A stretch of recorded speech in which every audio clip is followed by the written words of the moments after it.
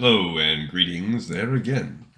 Leakon here with another episode of World of Warcraft.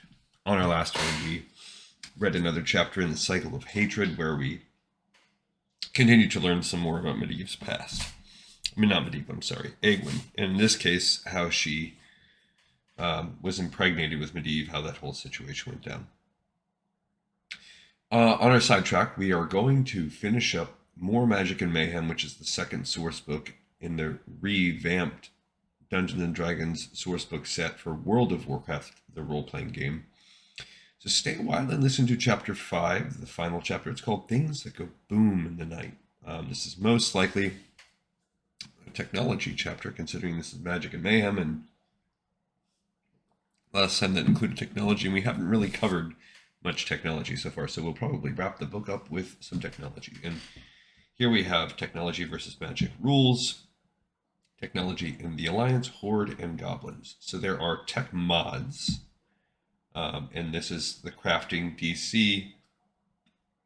The interesting thing for us from a World of Warcraft perspective is, do any of these make it into the engineering profession? Arcanite Inducer, Arcanite Crank, not sure. Arcanite Wheel, Armored Power Cable, Phlogiston Charger, Phlogiston Furnace, Power Cores, Power Core Belt. Some of those things exist, whether they're part of the engineering profession or not, that's another topic we'd have to delve into. How to build them, crafting tech mod items, so we're going to get some rules on how to craft, and this was a big part. I'm not surprised that we're including it now. How to use them, tech mod abilities, melee weapon tech mods. So let's just look at some of these. There is a Steam Ram, a Chatter Blade, a Vibro Blade. That sounds familiar. A Voltaic Coil, also familiar. I think that might be in the game. Same thing with Vibro Blade, maybe. Ranged weapon tech mods for accuracy, auto feed, multi-barrel, silent. I don't think those exist. Ammunition tech mods, beacon, blowback, boosted, consecrated drilling, gyro stabilized. I mean, those sound cool in Dungeons and Dragons, but I don't know that they make their way into the game. Armor tech mods, aquatic and hydraulic. Okay. And then how to make steam armor, which is so important for the Steam Knight or Steam Warrior class. You give you the mechanics of steam armor. So this is the detailed. If you wanted to run that class, well, it's based on how you work with the steam armor, which is cool, but it doesn't exist in World of Warcraft outside of like missions where you temporarily control one. So steam combat, operation, defenses, piloting and moving, how crits work in steam armor, and then of course how to build your own steam armor, building the chassis, hulls, the fuel needed, and then further equipment that you can put on the steam armor and steam armor weapons. There's a dragon mouth, a lightning harnesser, steam armor shields, an anti-shock array, light fortification, steam armor systems, auto repair bots. That sounds familiar. A breather, a co-pilot cockpit. That's cool. A dark visor, Naga Hunter submariner pack, passenger cockpit, phlogiston strength boost, reticle lens, structural enhancement, and that's pretty neat. I don't, again, not part of World of Warcraft, but it is cool that they're putting that in this game. Technological device listings. There's adventuring gear, the Assassin's Injector. What the heck does that do?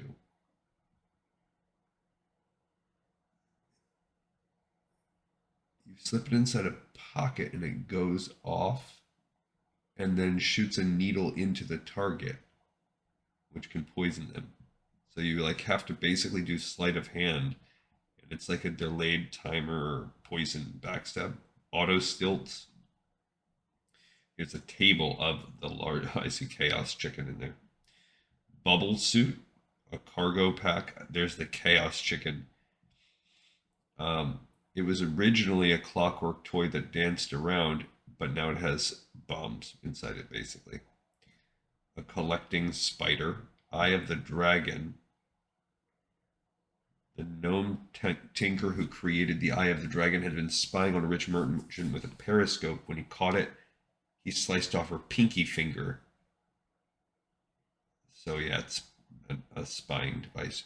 Furious gauntlets. These gauntlets stretch from wrist to elbow.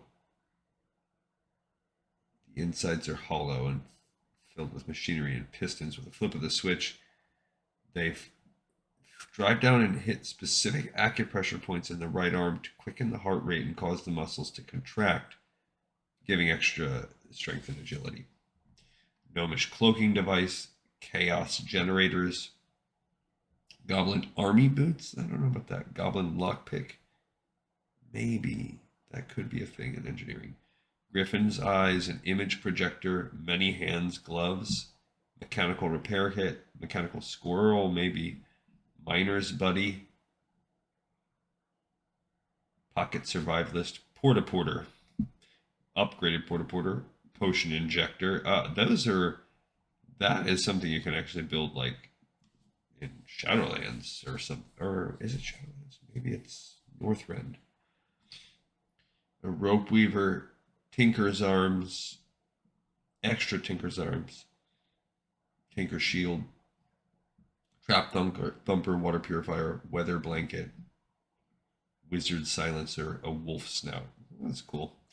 Special substances and items, a dirt worm, which helps in tunneling, a memory scrubber, phlogiston collector, we talked about that before, a portable head. It's basically like a computer. Portable head of knowledge and extra languages, a probability generator. That's cool. The first time you ask it if adventuring with the mage is a good idea, the machine spat out a piece of paper saying no.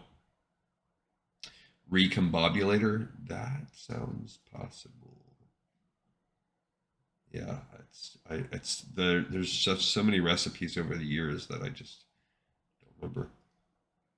Substitution engine, suggestion box, truth detector, vehicles are an army supply cart, a destroyer, escape mole, foot carts, gnomish copter. Yes, that's in the game. Gnomish submarine. I don't know about that. Gnomish submarine torpedo launcher, an iron fish, meat wagon. Okay. Mechanical planter, yeah, from Warcraft 3. Mechano strider, yep, that's in the game. Rainmaker. Weapons and weapon accessories, an acid gun, a dragon gun, a dwarven reciprocator, explosive sheep, that is in the game. Goblin fishing pole, dwarven fishing pole, glue mine, glue rifle, gnomish death ray, that is in there. Heat wand, light scope. I mean, for all I know, these might all be in there. And then special Zeker devices. Grimidane Zeker was one of the most powerful mages of his generation. Oh, we read about this in the other book. He was really an engineer.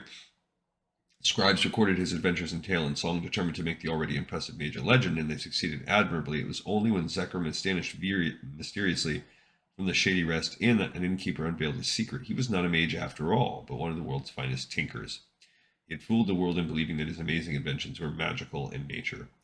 So what do we have? We have Zeker's cloak, a glistening bronze garment he called the Cloak of the Titans. Stories tell of him finding the cloak during the first excavation of Baal Modan. Supple and heavy, the cloak was woven entirely of metallic threads and marked with Titan-like runes. Despite frequent requests from the high councils of Khazmodan and Baal Modan, Zeker never presented himself or the cloak for inspection. Now the dwarves know why. After he disappeared, the cloak was examined closely. They discovered that it was a brilliant mortal construction.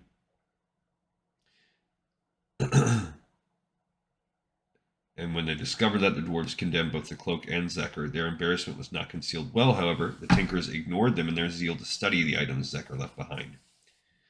So what does it do?